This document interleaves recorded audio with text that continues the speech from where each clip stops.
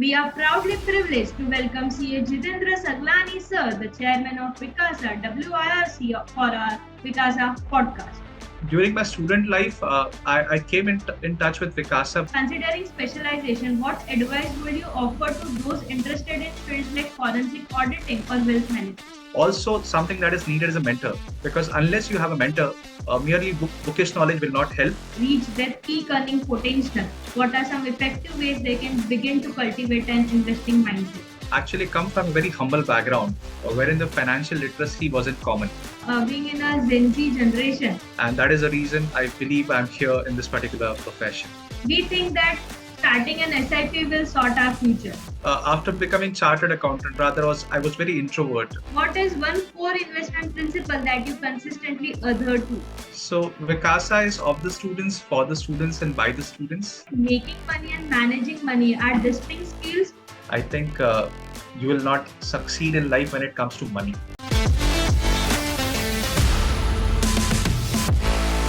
Yeah, everyone. The stage is set and the mic is on. So fasten up your seatbelts for a marvelous ride of experience, investment, auditing, and God knows what next.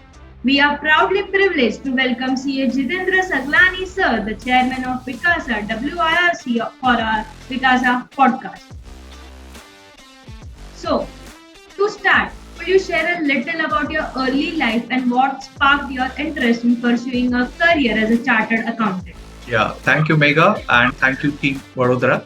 So your first question about my early life actually come from a very humble background wherein the financial literacy wasn't common. Actually, my father is a businessman, and I always admired how businesses are done and how chartered accountants could decode the language of money and business. So the blend of logic, structure, and impact in CA really appealed me to be here in this particular field of chartered accountancy. Also, being a Guju background, businesses and our blood, right? Yeah, basically, being from a Gujarati business background, I always admired, say, money and business both. And that is the reason I believe I'm here in this particular profession. That's great, sir. So, what were your initial motivations for taking on leadership roles within the CA community? Could you walk us through your journey and how it ultimately led to you becoming the chairman of WICASA WIRC? So basically, after becoming chartered accountant, I was very introvert. But then gradually I opened up. It was way back in 2008 somewhere wherein I saw someone, a person whom actually I look forward as a mentor. So he was contesting one election, which was a regional council election, and participating in that election as a volunteer made me feel very fascinating. This field was entirely different than I could ever imagine. So I didn't knew about all this, and gradually I got into this field of say election mode from 2008 onwards. Of late, then leadership wasn't something I chased. It started with helping peers, organizing small events, and slowly evolving. WICASA, of late, when I got elected to Nagpur branch in 2016 onwards, and I got to WICASA as a responsibility in 2018 as a chairman of Nagpur branch of WICASA. This platform gave me a real change, and I made students work here. I worked with students, and I actually enjoyed a lot. And becoming chairman was the result of consistent work, teamwork, and community trust. So basically, all this made things possible. Looking ahead, what is your vision for WICASA? How do you see the organization contributing to the development and future of young chartered accountants? So WICASA is of the students, for the students, and by the students. I always believe that it's kind of a launch pad for students, and it just does not give just for space for academics, but also for leadership, innovation, and financial literacy. So to make, say, confident chartered accountants, tech-savvy chartered accountants, and ethical chartered accountants is my vision for WICASA. We are blessed ones with getting this opportunity to nurture the future of a profession. So I'm really thankful to Almighty as well as my team members at WIRC for giving me this particular opportunity of serving the profession, which is actually the future of the profession. Just to add a bit, when you were a member of this committee as a student and now being a chairman of WIRC, what all changes do you see within yourself? So basically, during my student life, I came in touch with WICASA, but not much. I did my articleship from Pune, and that time WICASA at Pune was not that active. But I got a glimpse of it of late in one of the other programs at Pune, and later on getting into the managing committee and understanding that this particular WICASA body is something which is say meant for the students. I realized of late, and then when I realized it, I thought that this is a very good opportunity to mingle with students, young team, young minds, and I think that was the starting point. I changed myself a lot because after being a student coming into membership, and then almost like 15-20 years it went by, and in that period of 15-20 years, me was more say professionally focused. But then coming back to the basics with the students, I enjoyed my journey once again. मुझे ऐसा लगने लगा कि मैं फिर से student बन गया हूँ. So that was the thing that gave me that kick, and I did my work very passionately. So we bagged a best student association award at a regional level. We missed by certain points at national level, but it was an amazing experience way back in 2018. And just to add up, in 2021 also, I became WICASA chairman at Nagpur branch once again. So it was reliving all those 1 year, 2018 at 2021, and with a new team altogether. So enjoyed that 2021 as well. It was a COVID year, by the way, Yes. but we did lot many programs, say in a hybrid mode, both physically as well as virtually. So 21 and 18, 2 years, and now in current date 2025, again here at the bigger platform, which is WIRC or WICASA. Yeah. So just seeing your whole entire journey, I just got goosebumps here. So my next question is that for young professionals considering specialization, what advice would you offer to those interested in fields like forensic auditing or wealth management? Yeah, so the first and foremost thing is be curious. It's very important that you be curious, because unless you are curious, you'll not be learning. And if you're not learning, yeah. So curiosity is something that is very important. And I believe that if you stop learning, you stop living. So it's very important that you learn by every passing day. Read real life cases, read books, read say certain articles, and also then later on, if you want to be a forensic auditor, you can become a certified say CFA or CISA kind of thing. So for wealth, if you're asking me for wealth, there are various other options. But from this platform, I'll just say that you do something which is a certificate course, and it could be say taking you to new dimensions altogether. Also, something that is needed is a mentor, because unless you have a mentor, merely bookish knowledge will not help. So doing some internship with some mentor is very important, and all this mix of all this will definitely take you to that desired destination, becoming a forensic expert or a wealth manager. So what are your thoughts on the National Institute of Securities Market (NISM) and the National Certification in Financial Markets (NCFM)? So being into this area of wealth management, I think I have a flavor of both. So NCFM is all about NSC. It's a NSC's baby, what I can call. It's again a very solid platform to build financial knowledge. But NISM is more of a regulatory and compliance oriented say thing. So it comes from SEBI. So NISM is SEBI's baby, and NCFM is NSC's baby. Both have say decent kind of say technical aspects, and you get a good knowledge from both the certifications of both the say courses. And NCFM is a little broad based and more technical, whereas NISM, as I said, is a regulatory and compliance oriented certification. Yeah. So could you explain what NISM and NCFM exactly means? As I said, NISM comes from SEBI, NCFM comes from NSC. Both actually say help you navigate the financial world. So if you want to drive a car, you need a license, right? So to get into the financial world, if you have some certification from NISM or NCFM, it's kind of a license for you to get into that particular role. So this is how I can explain it for the beginners. Mm-hmm. So are you more focusing on certification-based courses so that you'll get recognition? Recognition is something that is important. I know everyone wants that, and even in careers also, you get a lot of push when you're recognized. But at the same time, it should be more broad-based and knowledge-oriented. So I believe, say, NISM, NCFM both have a very wider coverage. But beyond that, you have to also say have some practical exposure, and for that, say doing some reading some good books would be very much helpful. Apart from that, you can also do internship. As I already stated, mentorship is very important. So under some good mentor, you have to have some practical knowledge as well. So, just few seconds back, you said about NCFM baby and that thing. So, my question is, as we are shooting this podcast on Mother's Day, I wanted to ask the question that what's a lesson from your mother that has become a lifelong principle for you? So my mother always used to say this, that always differentiate between good friends and bad friends. It's very important.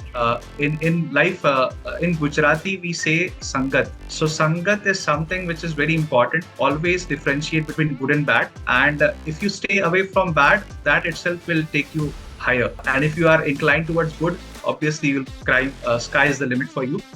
You can scale up to the best possible manner. So that is one message I remember till date.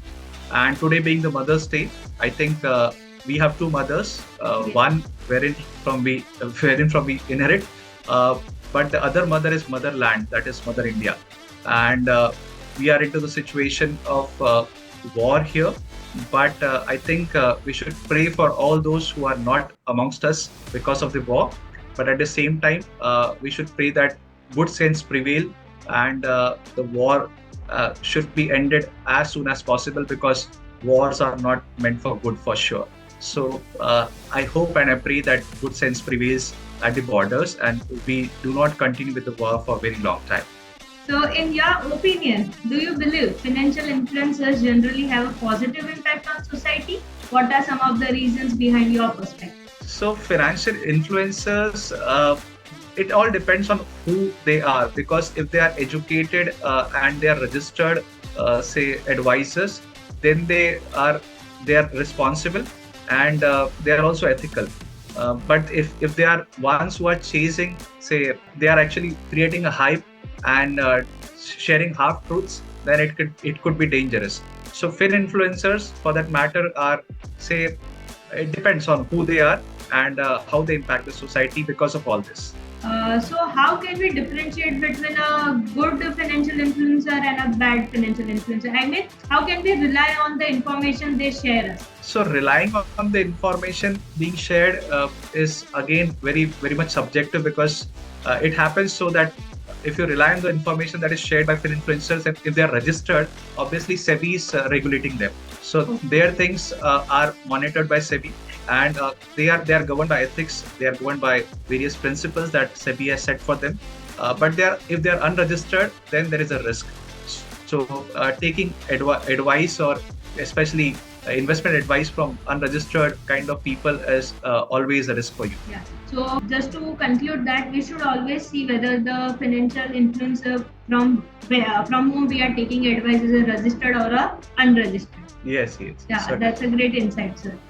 So, for students and young professionals who haven't yet reached their peak earning potential, what are some effective ways they can begin to cultivate an investing mindset? Investing mindset is for people like you or youngsters. If I talk to, I say that start small. Even you can start with virtual portfolios.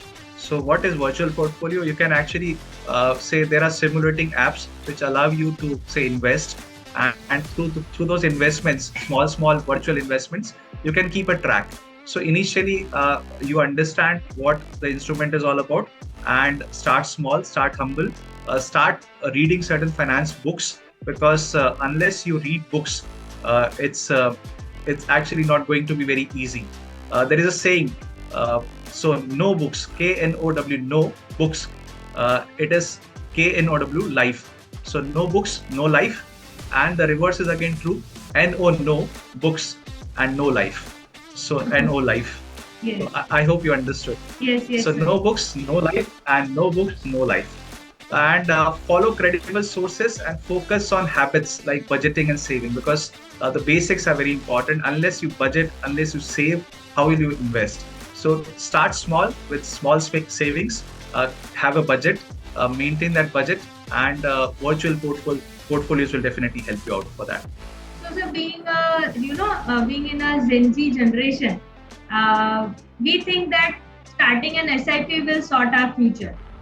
So, by end of the month, if we are investing say 1,000 or 2,000 in an SIP, so that will sort our future, and we are saving it. So, is that the thinking correct? Yeah, to some extent, it is correct, but then you have to understand that inflation is something that is rising. It's always on a rise when it comes to developing nation like India. And 1,000 or 2,000 rupees as of date is a good amount, but gradually, when you start earning, you have to have a habit. You have to actually have a discipline that you save at least 25-30% of your entire salary, be it your own profession also, you are actually say giving back to yourself as a salary. So considering that amount as a salary, you save at least 20, 25, 30%, over and about 20%, to the higher extent of 30%, and try to put that amount as an SIP. So you can save also and invest also, and later on you will notice that this amount of saving that you're done and investing that you're done will create an external salary source after a couple of years.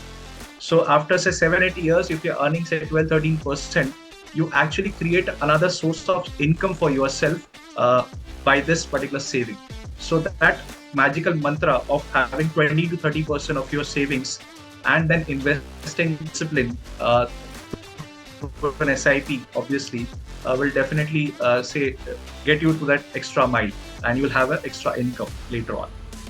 With all my strength, I'm just asking you a question that on behalf of each and every CA article, doing internship, I just remember my stipend right now. So, keeping that stipend thing in mind, how much SIP we can afford, sir?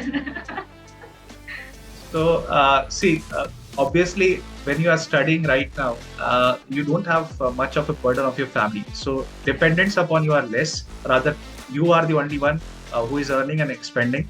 So, and even if you are studying right now, your entire education budget is taken care of by your family. So, I believe that if you can save a good amount of your stipend and invest that, so at least 20% is a decent amount. So if you're earning say 4,000 or 5,000 rupees as a stipend, you start saving 1,000 rupees at least.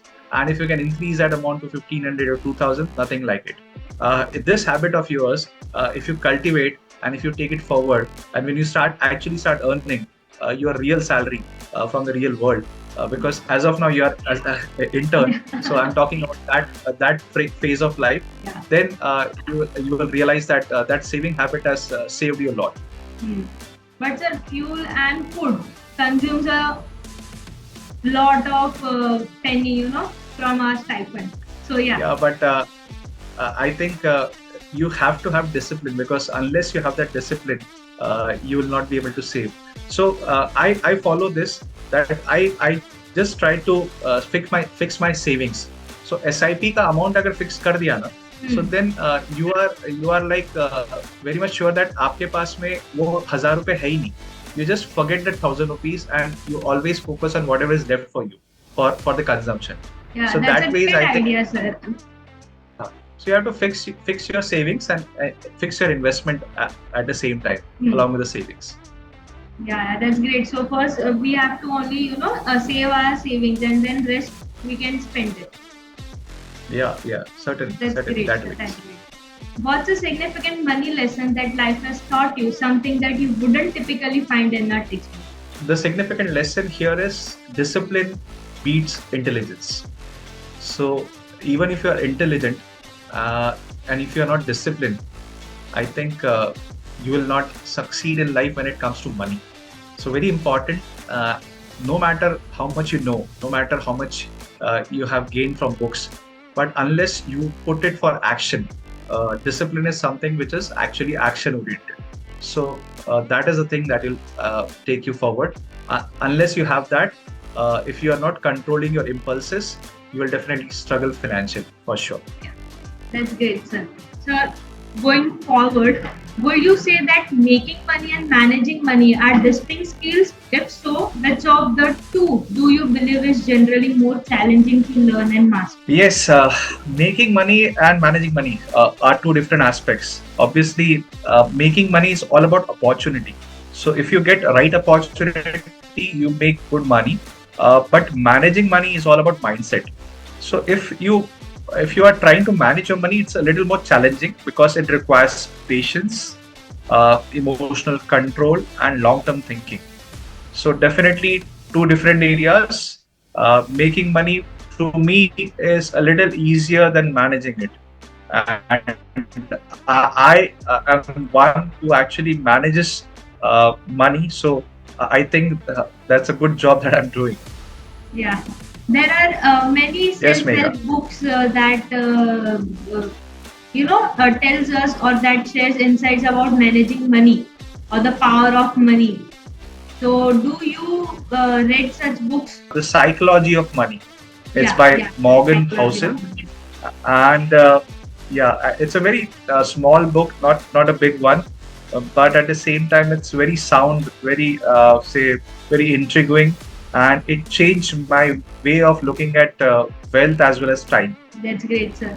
So, being a CA aspirant or being a CA student, uh, one question that's coming in my mind is that what advice would you give to fellow CA students who are struggling with failures and setbacks? In my times, what I used to do is, as you rightly stated, I used to refer books, good books. I used to read a lot of Shiv Khera times, and we used to have those books at those times. But these times are different. I still believe that books are relevant, but at the same time, I remember one small story which I wish to narrate here. So there was a US tennis player, and he actually had been a winner at various levels. So he won various Grand Slams, and it happened so that he actually accidentally, so without any say his fault, he caught up with AIDS. So he actually say was in his last days, and he was a star before that, but that time he was receiving a lot of letters from his fans because people were asking. His name was Arthur Ashe. So Arthur Ashe was receiving letters, and he was being asked. And one such letter from a fan which came to him, and it was asked in that particular letter that Arthur, you are such a nice player, you are such a nice human being, you did so much for the humanity cause, and still you are facing this problem. Why? And Arthur responded that he responded in different manners. So he stated that there are 4 to 5 lakh people who take tennis racket in hand. Out of that, 4,000 are the ones who actually play a professional tennis. Out of 4,000, there could be 400 who actually come to this level. Out of 400, there are just 40 odd people who land up in this kind of tournaments. Out of 40, there are 4 who come in semis. There are just 2 who come in finals, and there is 1 who is a winner. At most of the times, I was winner. I never asked God, why me? Then why I should ask now that why me? So one such story which touched me a lot, and this is the one. Remember this story whenever you feel that little low and you feel that you're not doing good. Remember this, that God is always there to help you out.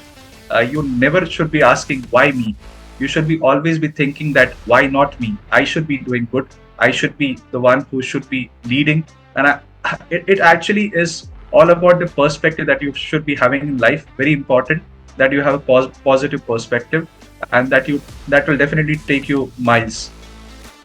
Yeah, with this, I am recalling one quote that says that the word impossible itself says that I am possible. So it's just your Yes, perspective, how you deal with things. it's like mostly it happens so that we feel that our hard work will take us miles, but it's not hard work. Hard work is there. It's very important, but it's your perspective. In Gujarati, we call it abhigam. So your way of looking at life is very important. Yes. As we move forward, by keeping CA students in my mind and being a CA student, the one thing which I wanted to ask is that do you encourage listening to music while studying or while working? Yeah, music is something that I personally enjoy a lot. I believe that music to your ears is actually, say, making your mood. So when you hear music, good music, your mood changes, and obviously you love to work at those times. People actually nowadays, when they study, also they listen to some or other music, Yes. and I think music is something that builds up that learning mood as well. So music, I definitely enjoy. Given an opportunity, had it not been here in this profession, I would have been an artist because I love singing and Yeah. had been say doing this for something not very professionally, but definitely on stage I have done this. That's very, privileged to know that you also know singing and you like singing. Will you please Yeah. sing something for our audience or for our CA aspirants? Any motivational song or anything which you like? Yeah, so at this moment, if you ask me to sing, I think I'll sing this one song that अपनी मर्जी के कहाँ अपने सफर के हम हैं रुख हवाओं का रुख हवाओं का जिधर का हो उधर के हम हैं.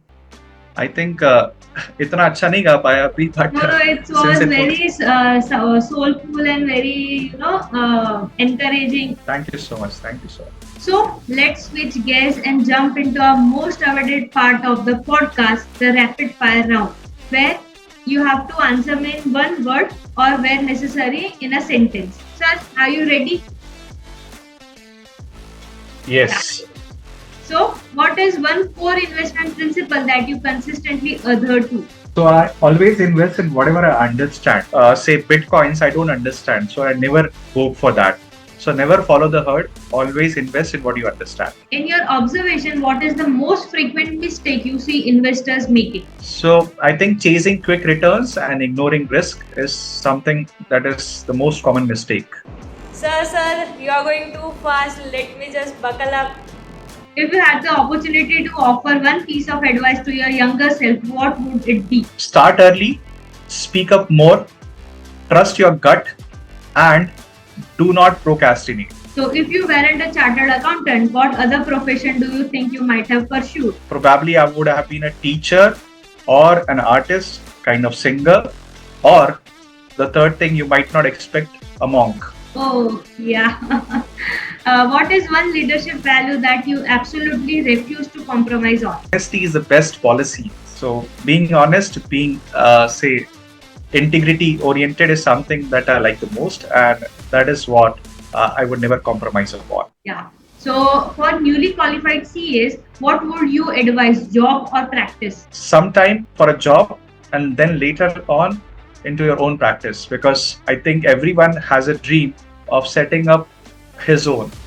So not everyone, but most of us might be having that dream of setting up on our own, and so for an earlier period of time to gain a lot of experience and understanding and building network, you need to be into job, but later half you can do your own. That is a practice. Yeah. So, that's it, sir, from my side. It was lovely having you for this podcast, and I am full of motivation, inspiration, and that how you are able to manage your entire life by balancing each a WICASA, job, practice, family. I think I should be thankful to you because of all this, I got an opportunity to introspect. So Yeah. these questions made me introspect a lot, and it was a worthy discussion. And I hope that those who actually say view this, attend this, would definitely gain some good insights. So our purpose of having these kind of podcasts gets served. And thank you to Vadodara Vikasa for doing this wonderful, wonderful thing since past couple of years. And I think you actually lead by an example. So we should learn. We not just I'm talking about students, but Vicasians also should learn from you that how we should excel in our programs, because the events that you organize, the programs that you organize, also gives us a way forward to how we conduct our sessions. Yeah. So that was great, great insights. And just I want to say, use paper bottles, sir. Being in Vicasa. Yes, Please, yes. sir. Yeah, so I think a good lesson today that I learned, that keep ourselves hydrated, Yeah. sip as in when you get time, and that is something I'll remember from Yeah. this session the most. Thank you so much once again Thank for you. Thank inviting you so me. much, sir. Thank you. It was Yeah. entirely my privilege and pleasure, and looking forward to see you all very soon. Yes, sir. Same here, sir. Thank Yeah, you, sir. thank you so Yeah. much. Bye bye, sir. Bye, bye. Summing up episode 2, we had great moments with Jitendra sir. We witnessed him share his life moments, had humorous talks. We also heard him sing. Apart from that, we also tried our best to consider each of your DMs. Hopefully, our purpose is solved. So, that is it for this podcast. Let's meet in another podcast. Jai Hind. Bye bye, guys. Bye.